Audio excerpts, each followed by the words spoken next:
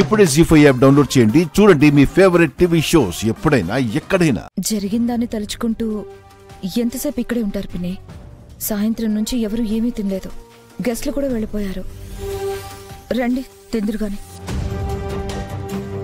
పోలీసులు వచ్చి ప్రొసీజర్ కూడా ఫినిష్ చేశారు. ఆ బాడీస్ని కూడా తీసుకెళ్లిపోయారు. వాళ్ళ వేషాలకి వాళ్ళకి ఏ సంబంధం లేదు కౌశికి.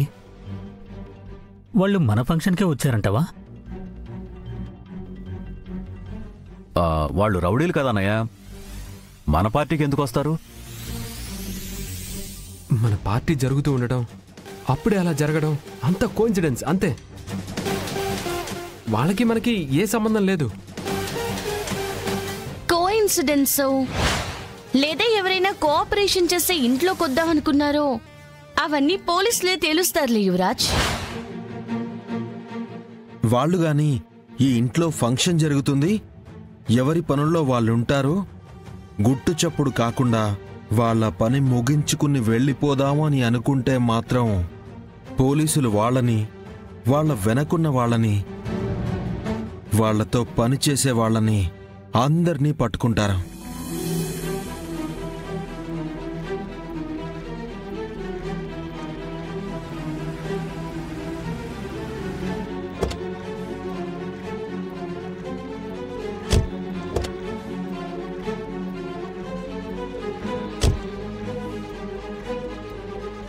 జరిగిన దాని గురించి మాట్లాడుతుంటే ఇలానే భయపడుతుంటారు.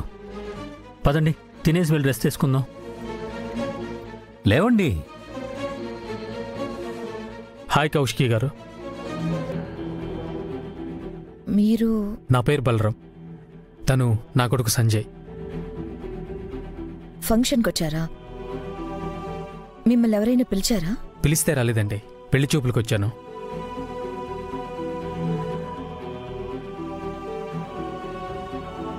మీరు ఫోటోల కంటే డైరెక్ట్గా చాలా బాగున్నారు. అసలు మీకు ఏజ్ 32 అంటే ఎవరు నమ్మరు తెలుసా? 27 అనుకుంటారు. ఇంకోటేంటో తెలుసా? మీ బర్త్ డేటు నా బర్త్ డేటు ఒకటే రోజు. అన్నీ బాగా కుదిరాయి కదా. అసలు మీరెవరు?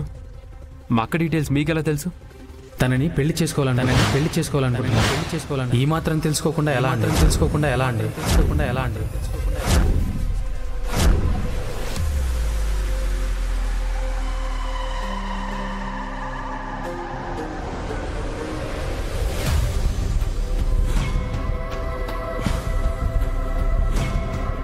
ఏయ్, పిచ్చిగాని పట్టిందా?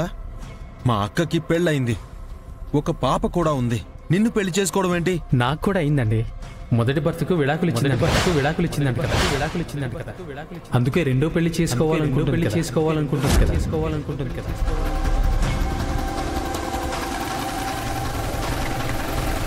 అంత క్లియర్గా మెన్షన్ చేశారు కదా. పెళ్ళా? మెన్షన్ చేశారా? ఎవరు చేశారు? అసలు ఎందుకు చేశారు? మ్యాట్రిమోనీ వెబ్సైట్లో. కావాలంటే చూడండి.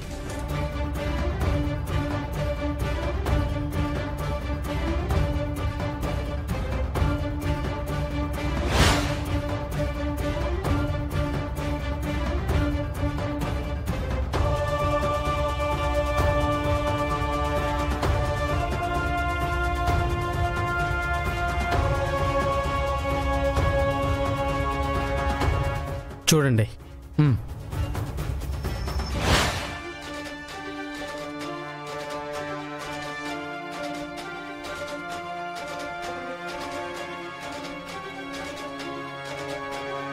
అత్తయ్య, పెళ్ళోన్ని తీసుకొచ్చి పెళ్ళి అంటున్నాడు.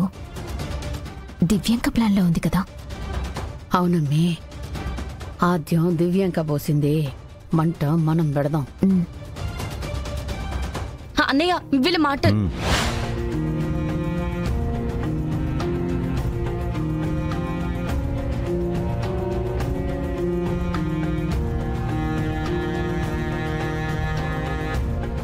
నువ్వు రెండో పెళ్లి చేసుకుందాం అనుకున్నావు కౌశికి.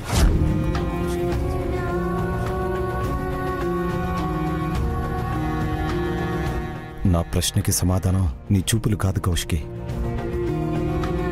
నోరు తెరిచి చెప్పు, వీళ్ళంతా చెప్పింది నిజమేనా? ఏంటి బావా, అక్క మనసు తెలీదా? మాటల్లోనే చెప్పాలా?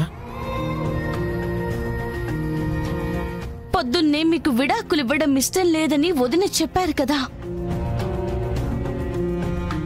మరి ఇంకో పెళ్లి గురించి ఎందుకు ఆలోచిస్తుంది? ఎందుకు ఆ ప్రొఫైల్ క్రియేట్ చేస్తుంది? చిన్న కరెక్షన్ జగదాత్రి, విడాకులొద్దని చెప్పింది కౌశిక వదిన కాదు, మీరు.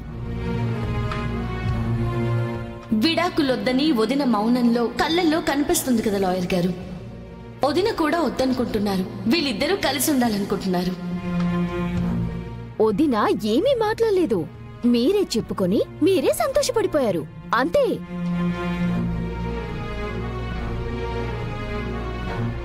అది కాదు సురేష్. ముట్టుకో కౌశికి, ముట్టుకో కౌశికి, ముట్టుకో కౌశికి. నువ్వు అర్హత కోల్పోయావు.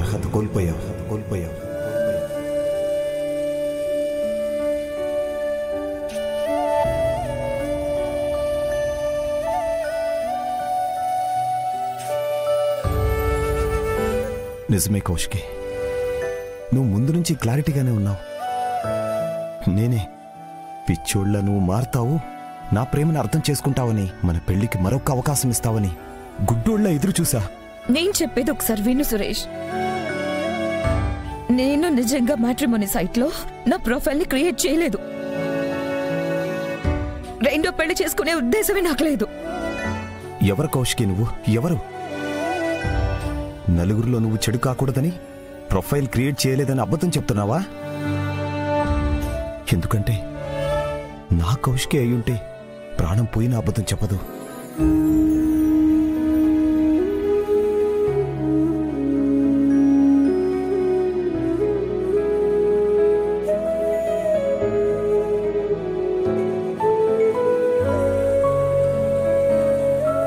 కీర్తి కోసం కలిసి ఉండడానికి మాత్రమే ఒప్పుకున్నావని నాకీరోజు క్లారిటీ వచ్చింది.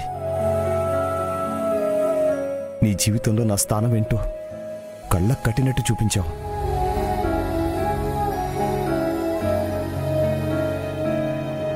నీ లాయర్కి ఫోన్ చేసి నాకు విడాకులు కావాలి, నాతో కలిసి ఉండాలనుకోవట్లేదని చెప్పు కౌశికి. వెంటనే సంతకం పెట్టి నీ జీవితంలో నుంచి సైడ్ అయిపోతాను. అప్పుడు సంతోషంగా నీకు నచ్చిన వాణ్ణి రెండో పెళ్లి చేసుకో. అన్నయ్య, అన్నయ్య,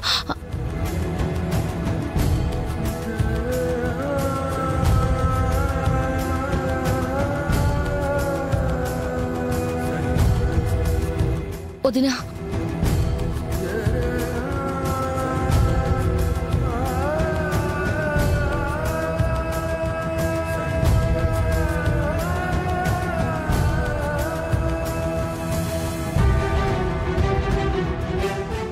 జీ5 యాప్ డౌన్లోడ్ చేసి అన్ని ఎపిసోడ్స్ పూర్తి ఉచితంగా చూడండి.